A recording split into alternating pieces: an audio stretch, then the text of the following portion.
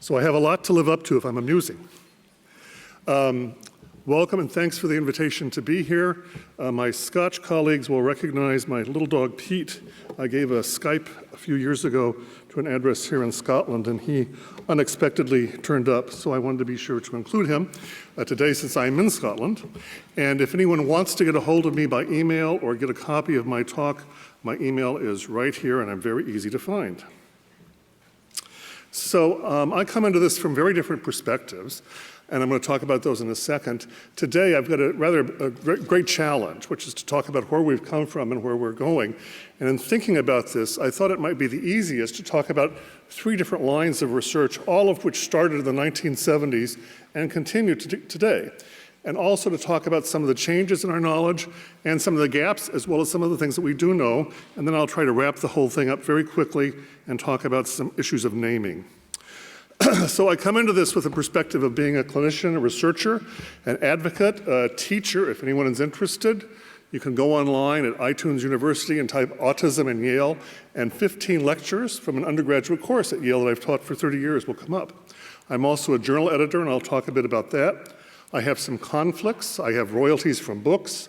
I'm the editor of the Journal of Autism, Springer, and I have some foundation grants. And I apologize because I come into this with an American perspective, which will be somewhat different than either a UK or a European perspective, at the same time with many areas of overlap. And I also, in that regard, want to mention my fellow citizen, Mark Twain, who once said that the UK and the US were two countries divided by a common language. I hope that's not true today. So, a quick discussion of terms. Autism spectrum, which is the current terminology we tend to use, covers autism, Aspergers, PDD, and OS. I'm going to conclude by talking about maybe the attempt to come up with a better term. Keep in mind that there's a broad range of syndrome expression of autism. In some funny way, that's one of the conclusions of this talk. Back in the 1970s and 1980s, we thought there was autism and that was it. We now realize that there's actually a rather broad dimension of autism and how it's expressed, and it verges from disorder into difference, and we'll talk a little bit about that.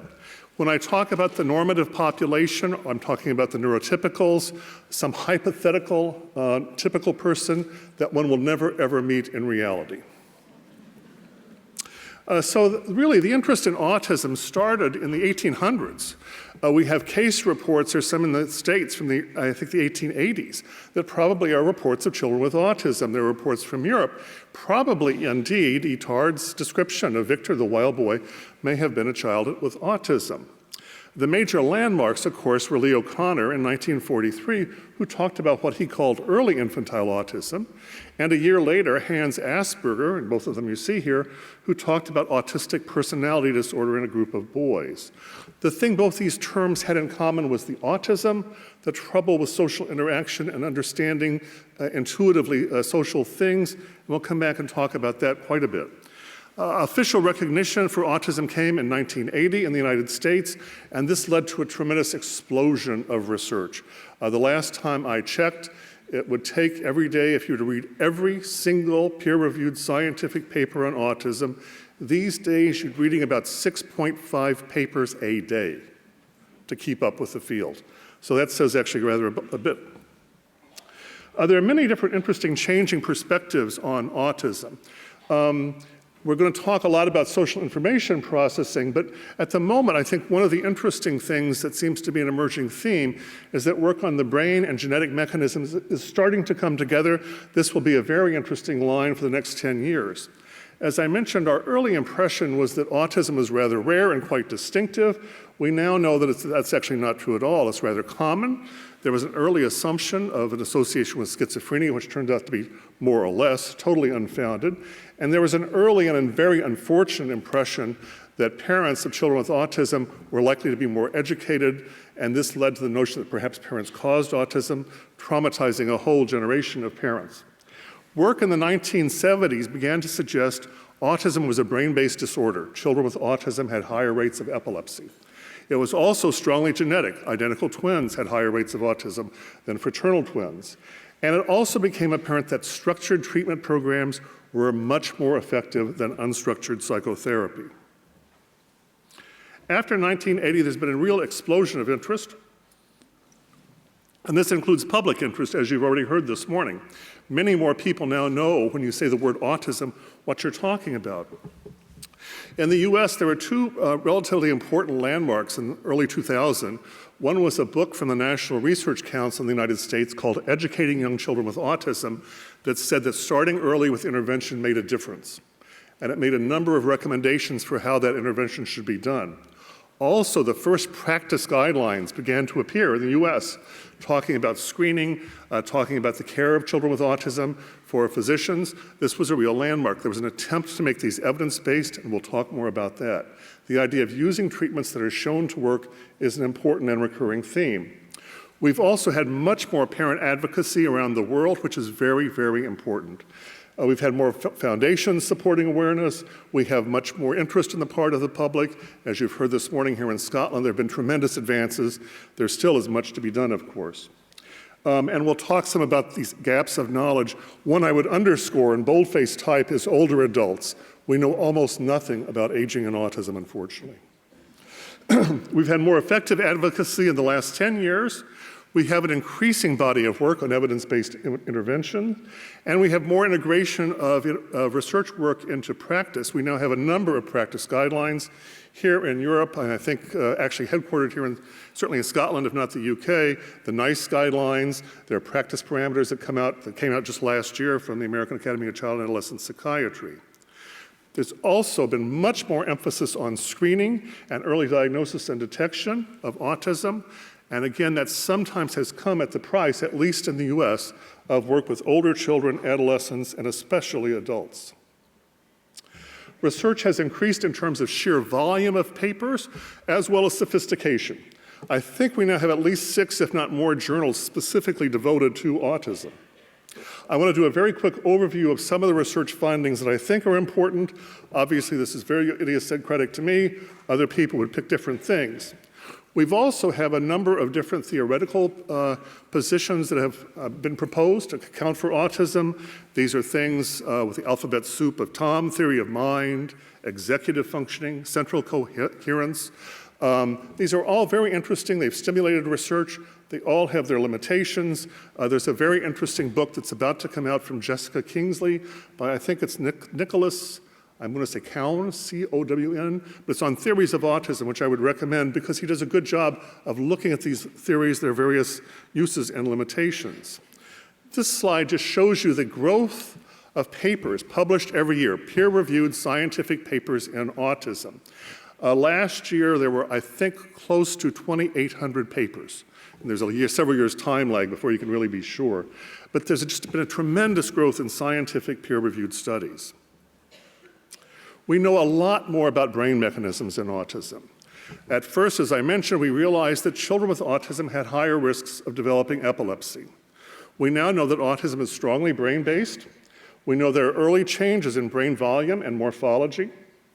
And there has been much more sophisticated work on understanding the social brain. How does the brain process social information? The autism part of autism. What is that all about? Genetics, as I mentioned, the first studies actually conducted here in the United Kingdom by Folstein and Rudder showed a higher rate of concordance among identical over fraternal twins. Since then, there have been many different studies. These have used very different methods. They range from very large-scale studies to very small studies of highly informative families where there seem to be strong rates of autism. It's been very interesting, very productive, and also very complicated. The conclusion is that autism is very strongly genetic with some room for some environmental action. And there's also awareness as we've looked at more and more genes, and there are hundreds of genes that have now been potentially identified, that there's a very strong connection both to a broader spectrum of issues, not necessarily autism, but differences in terms of social processing, as well as in potential brain mechanisms. This is a slide from Emory that just sums up some of the many different genetic potential forms of autism. This is going to be very complicated to sort out. Interestingly enough, most of the genes that have been discovered relate to some aspect of brain functioning, nerve-to-nerve connections in the brain. And as this gets more sophisticated now with animal models, we're going to have the potential for the first time of looking at how genes and brain are expressed in animal models in potentially social behavior. So it's a very exciting time in terms of research. Understanding autism. So first and foremost, what is autism? This movie, some of you may have recognized, did a lot in the United States to increase public awareness of autism, Rain Man.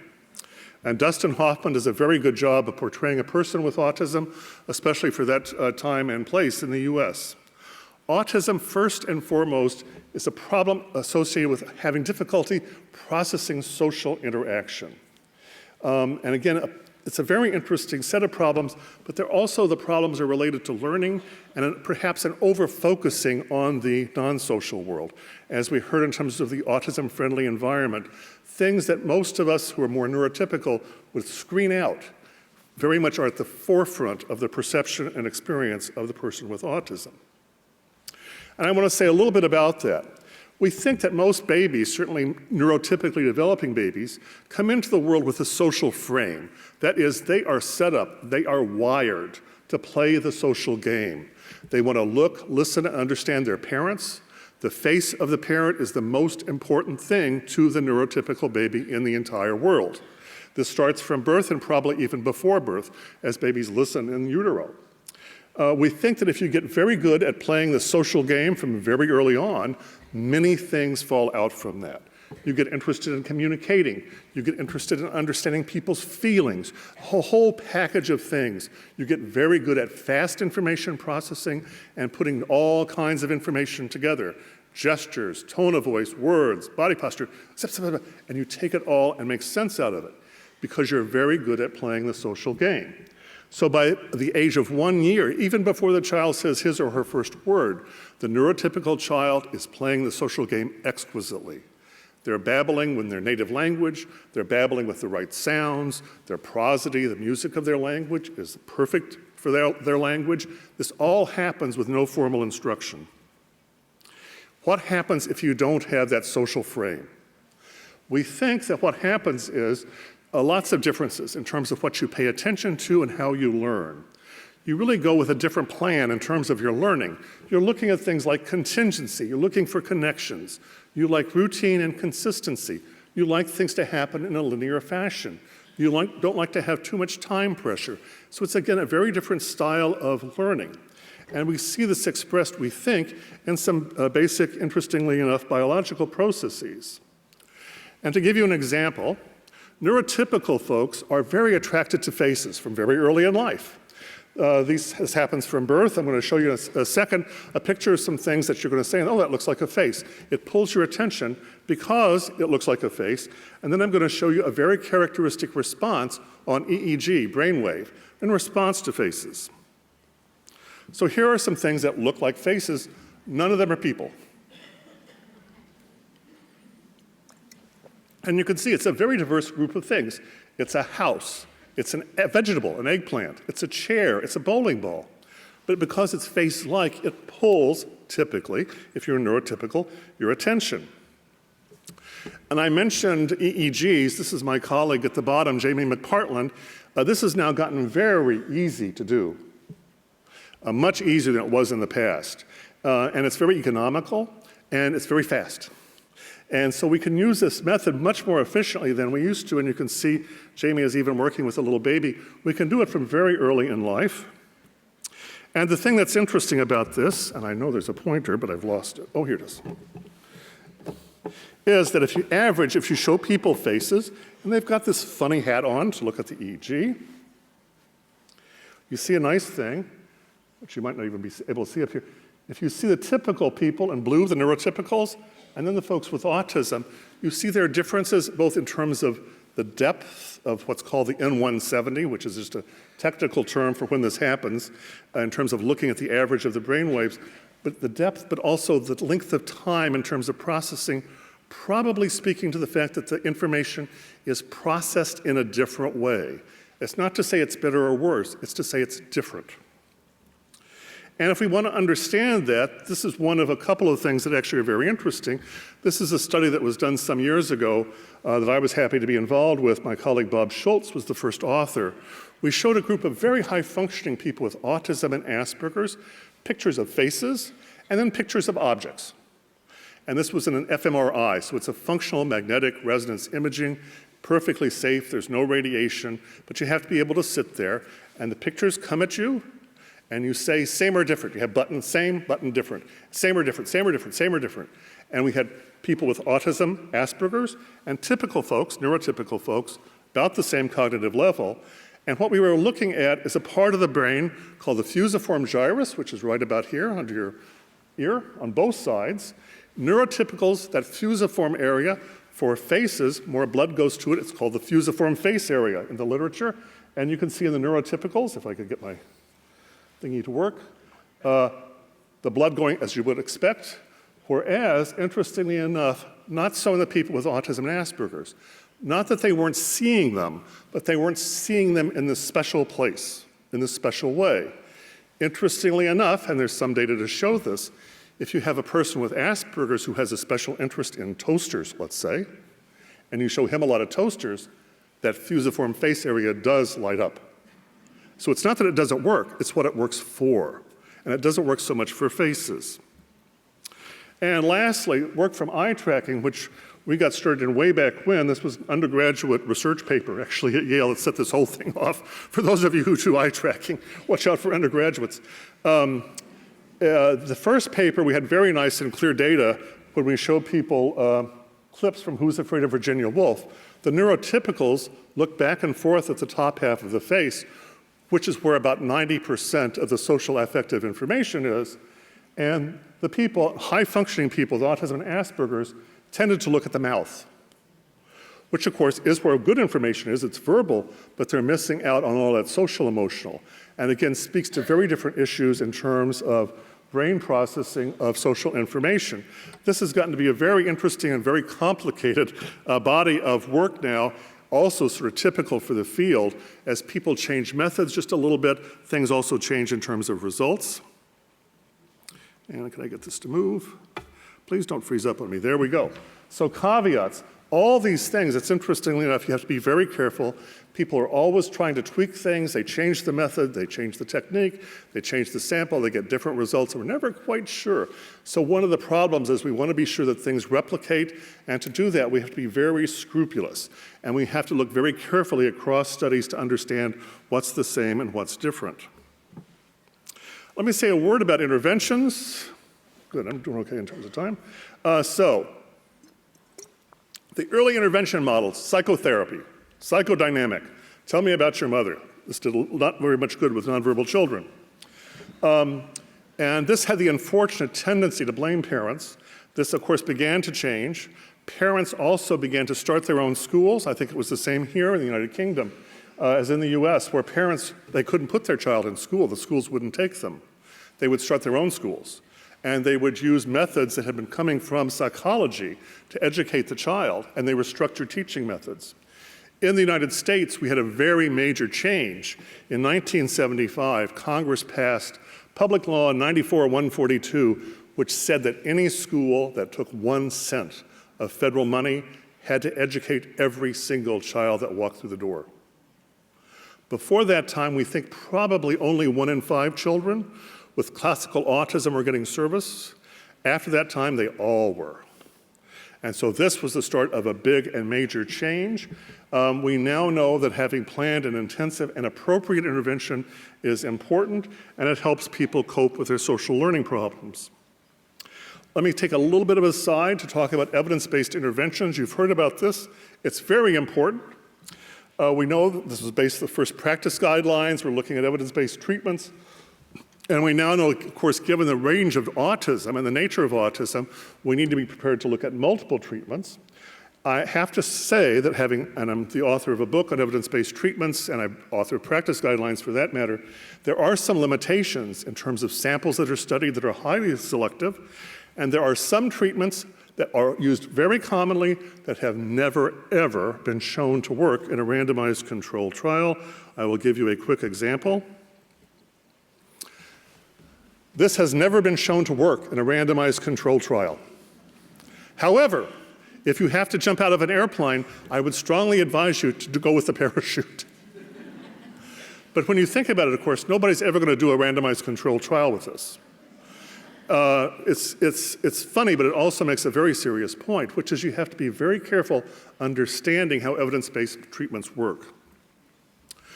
We have a number now of evidence-based programs. These include both treatments and model programs. So there are techniques that are evidence-based, and if anybody's interested, there are some very good resources to talk about techniques that are evidence-based. There are many of those, and there are a fair number of programs that are evidence-based. And there are various standards for what it means to be evidence-based, and you can take various approaches to this. But a very quick summary: applied behavior analysis, ABA. These were among the first practices developed in the United States. They're based on learning research. There's probably, if you just count the sheer number of papers, this is where the most action is at. This is thousands upon thousands of papers, mostly single case studies. Then we have a number of developmental models, probably the most prominent Sally Rogers Denver Early Start model, which actually now has a very good evidence base. The Greenspan floor time approach, which I think has perhaps one paper showing that it works, and that's somewhat limited. Pivotal response, which is a very interesting kind of amalgam of both ABA and developmental models, developed by the Kegels at the University of California, Santa Barbara. And finally, we have eclectic models, Division Teach, which was the first statewide program in the United States that pulls from many different backgrounds and disciplines. There are many similarities of these programs and some differences. I should also point out they have a variable evidence base. Some of them are much easier to show evidence base for than others.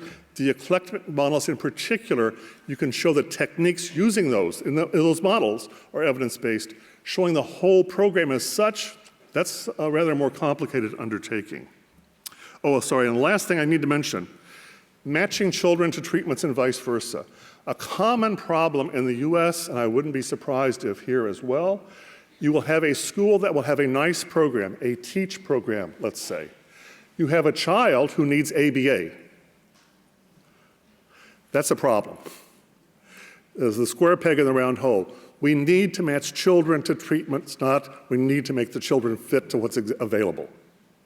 And I think that's an important thing to keep in mind for schools. Just having a program doesn't really quite cover it. You really need to be able to provide to the individual child and what he or she needs.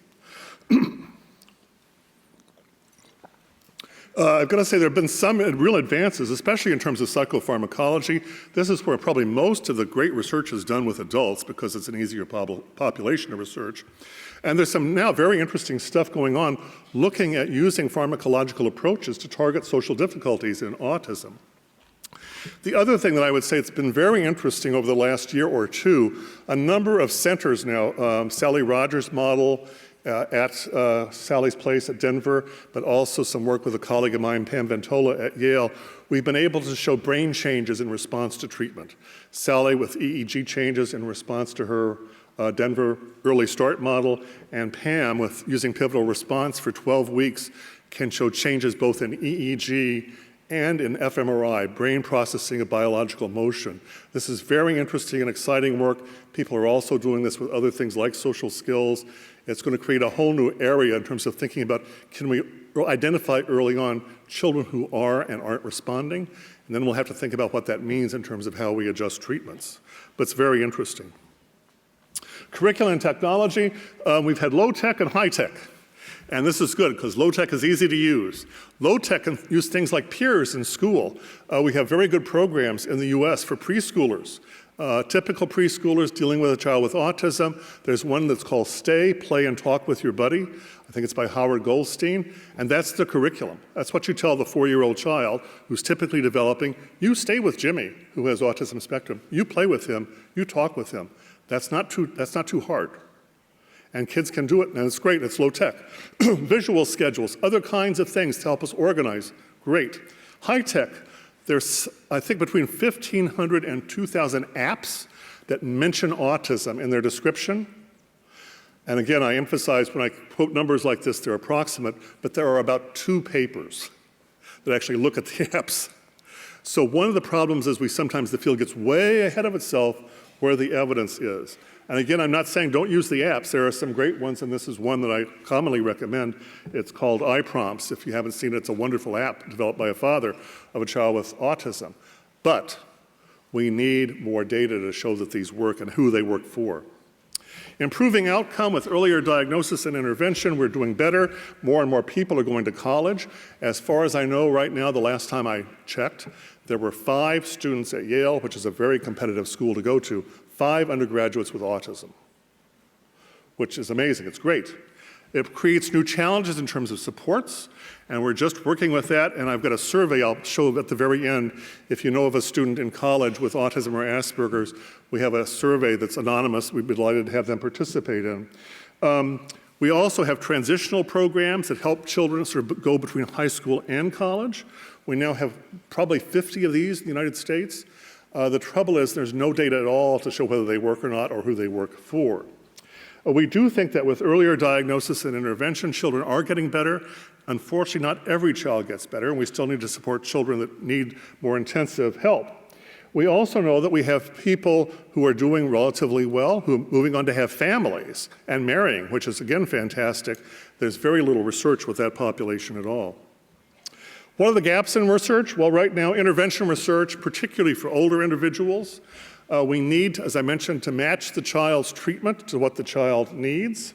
There's very little work going on aging at all. I mentioned evidence-based treatments. These are great, but really quite spotty in terms of what they cover. We certainly need more work in the broader autism phenotype and understanding how the broader range relates to the individuals that most need treatment. And we've talked already about early diagnosis, which remains an important topic. This slide just summarizes in some way the challenge.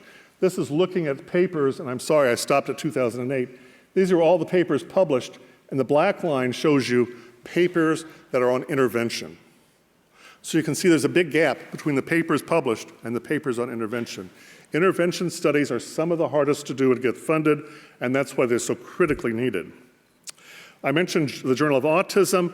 I'm the editor of this journal. It's very important in terms of peer review, et cetera. We're going to get about 1,000 papers a year this year. When I started a little over 10 years ago, we got about 300 papers. So that's a real explosion. It creates a lot of tensions in terms of reviewing papers. But it's interesting, and again, we talked a little bit about developing countries.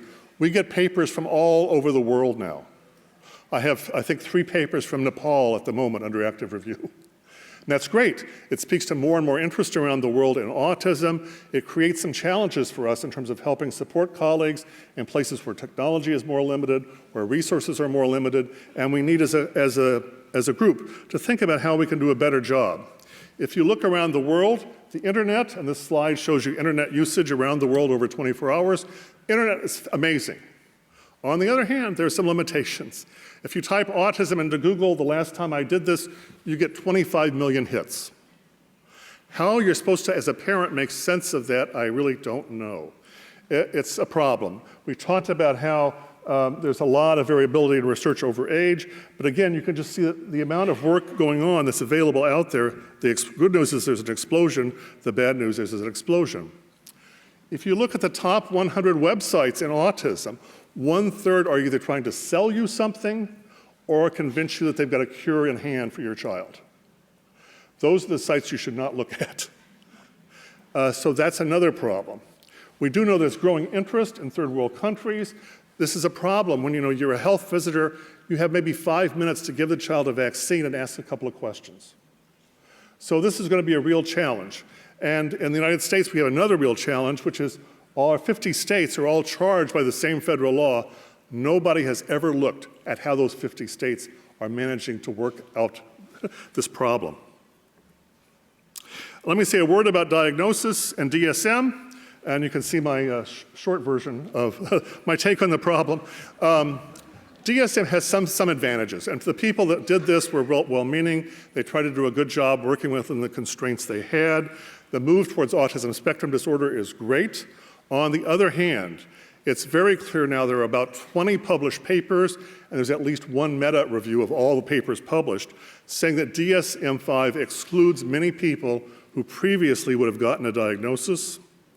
This is a paper that Jamie McPartland was the first author, and I was an author as well. We went back and looked at the old DSM-4 data, and you can see of the children with autism, Asperger's, PD, and OS, increasingly numbers dropped off from the DSM-5 diagnosis.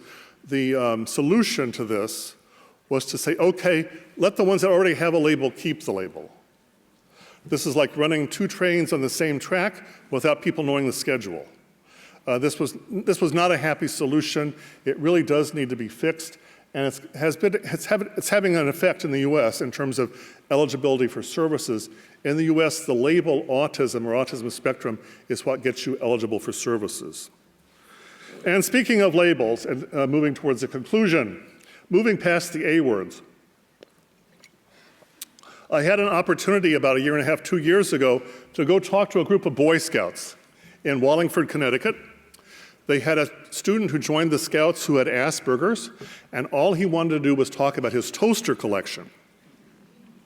Turns out most 9 and 10-year-old boys don't care a lot about toasters. And so he would approach them and want to talk, oh, I got a new Proctor Silex. And the boys are looking at him. And he dropped out because he felt like the kids weren't his friends. And they felt badly because they wanted to include him, but they didn't know how to talk about toasters. And so they asked me to come and talk to them, which I did. And it was a very interesting audience. I talked for a few minutes. I had them ask questions. And I realized that one of the things that was putting them off, and this was sadly happening in the context of, it was a few months after the Sandy Hook tragedy, and that young man in some news reports had been alleged to have Asperger's. And so the kids were trying to understand autism, Asperger's, and I realized the A words were not getting me anywhere. So I said, okay, let's forget the A words. In the United States, we have a strong tradition of including people with disabilities. It's the law. We believe in it. Young people especially believe in it. We have ramps. It's not like Europe. Everything is handicapped friendly, handicapped accessible. People with the deaf, the blind, the whole package. So I said to the boys, okay, how many people know somebody with a physical disability? And they're looking at each other. Glasses. How many has a parent who has glasses? An uncle with a cane, with a hearing. Oh, they all do. How many know somebody with a hidden disability? A kid who has trouble reading or writing or spelling or, right? Deafness, not obvious physical disability unless you're wearing a hearing aid. Oh yeah, they all knew that. I said, okay, autism is a kind of a social learning disability. And in some funny way, that may be a better way to think about this whole problem, moving away from the A words, because at least in the US, when you think disability, you think, oh, then I need to make accommodations. What are the accommodations? And the kids then started asking questions. How could I relate to somebody who wants to talk to me about toasters? And you can say, okay, let's go with that. So say to the kid, I'd like to hear about something else you're interested in other than toasters. Or if you talk about toasters for a minute, can I tell you about my rock collection? But again, many strategies that can come into play that it's easier, at least with this population, to think about it as a problem. And again, I realize there's a broader range, but for the folks who are really disabled, to say this is a social learning problem, you need to make accommodations. Slow things down. Keep it simple. Help the person focus. Tell them you're interested, but don't just back away when they talk about the toasters. And that's an interesting discussion, and perhaps we'll have a chance to talk about it. So summing up, we know a lot more about autism than we did in the 1970s. At the same time, we know much more about the social brain. We know more about treatment, but there are many gaps in knowledge. We know relatively little about older adults. We need more treatment studies. We have challenges in terms of thinking about translating what we know into the developing world. And we have problems sometimes in translating research into implications for practice, and you heard from the Autism Society speaker, that's an area we really, as researchers, need to focus on. How do you translate what you know from this study into something that's meaningful in the lives of people with autism? So I want to thank my colleagues and students, as well as the parents and my patients who've taught me so much, and I thank you for your kind attention, and I hope I've not put you to sleep, and you have to understand that the Yale Bulldog is the English Bulldog.